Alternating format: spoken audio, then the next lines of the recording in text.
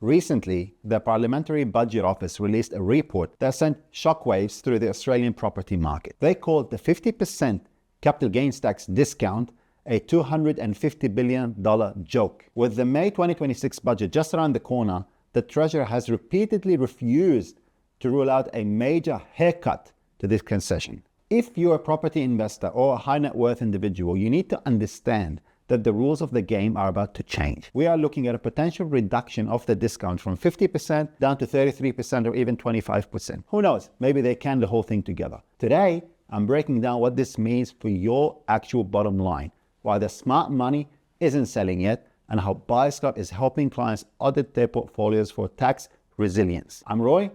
This is Roy Talks Property. If you want to protect your wealth from the 2026 tax grab, hit the subscribe button. Let's look at why this is happening now. The PBO analysis shows that the top 1% of income earners are over $362,000 a year currently receive a staggering 59% of the benefit from the CGT discount. Let's look at why this is happening now. In a world of intergenerational fairness, that makes property investors an easy political target. If you hold an asset for more than 12 months, your effective CGT rate is roughly 9.5% to 23.5%. But under the proposed changes, if that discount is reduced to 33%, your taxable gain increases significantly. For example, on a $300,000 gain, a reduction to 33% would add an extra $51,000 to your taxable income. If it drops to 25%, that's an extra $75,000 you are being taxed on. This is why the Greens-led Senate inquiry, which reports on March 17, is pushing so hard for these changes. They see it as a way to raise $6.5 billion a year for the budget. The reaction from the straight has been swift. A recent PIPA survey found that 35% of investors would stop further investment if the CGT discount was reduced to 25%. We are already seeing 1 in 3 investors considering a sale in the next 12 to 24 months purely because of this policy risk. But here's what the headlines are missing.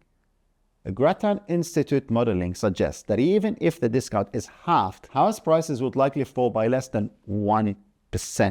Why? Because the $11 trillion housing market is driven by a chronic supply shortage, not just a tax math. At the Buyers Club, we tell our clients, don't let the tax tail wag the investment dog. If you sell a high quality, high growth asset just to save a few percent in tax, you might be giving up $100,000 in future growth to save $20,000 today. 2026 is about holding quality, not panic selling into a supply starved market. What should you do?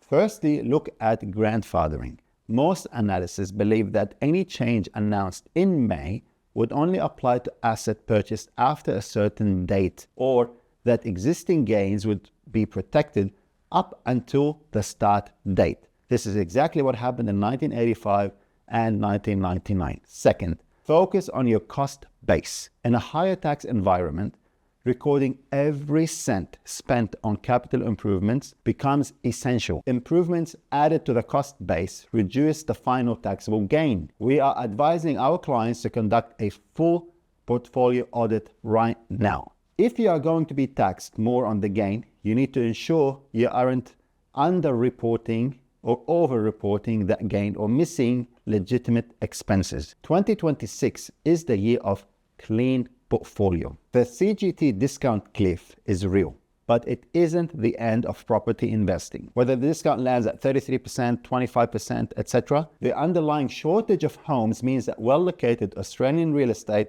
remains one of the best wealth creation tools on the planet. Subscribe to my channel and make sure to hit the subscribe button and the bell so you don't miss any of my videos. I'm Roy.